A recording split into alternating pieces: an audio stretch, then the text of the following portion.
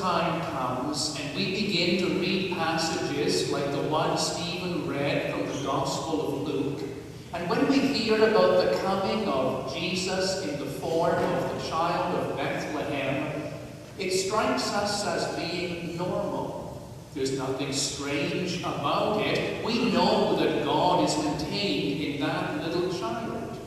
We know that it is reasonable that God should reveal himself in Mary's little baby. But it's strange that we should take those passages as being normal. It's only because we have heard them so many times that we think that they are acceptable. But the thought that God would appear to us in the form of a little child would have been absolutely unimaginable to anyone prior to the birth of Jesus Christ. The way in which the people prior to Christ thought of God certainly was not compatible with a helpless little child.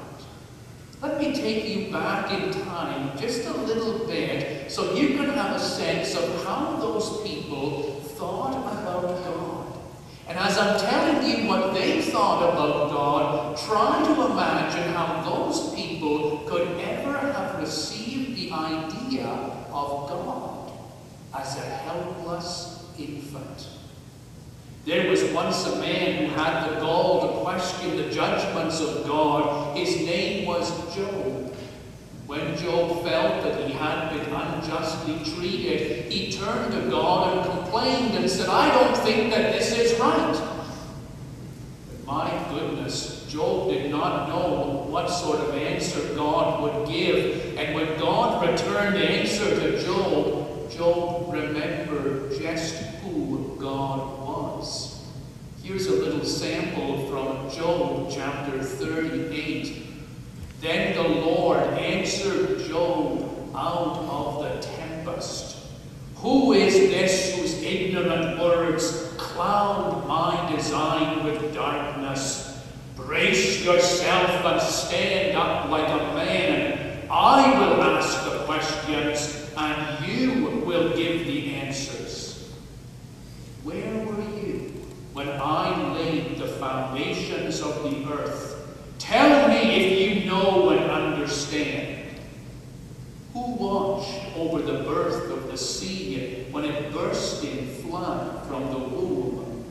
When I wrapped it in a blanket of cloud and cradled it in fog?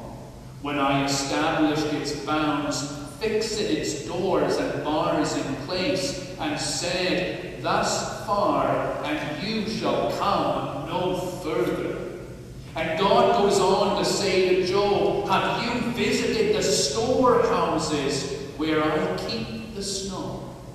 Or do you know where is the arsenal where I store up the hail?" And goes on to say, "Job, have you forgotten who I am? I am the creator of all the earth, and for you to think that you can stand up and question me."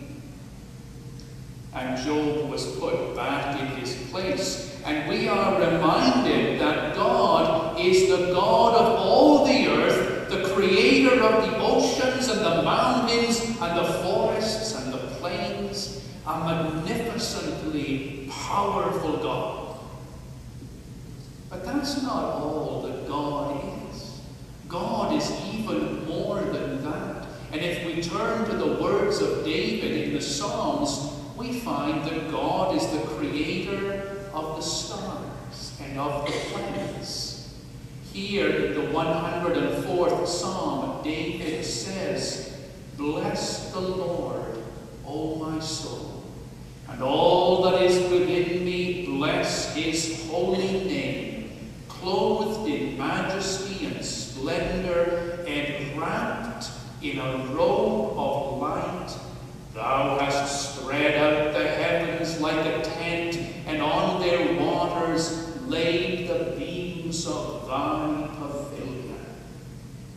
Mighty God, creator of all that is on the earth, creator of all that is in the heavens, who by his magnificent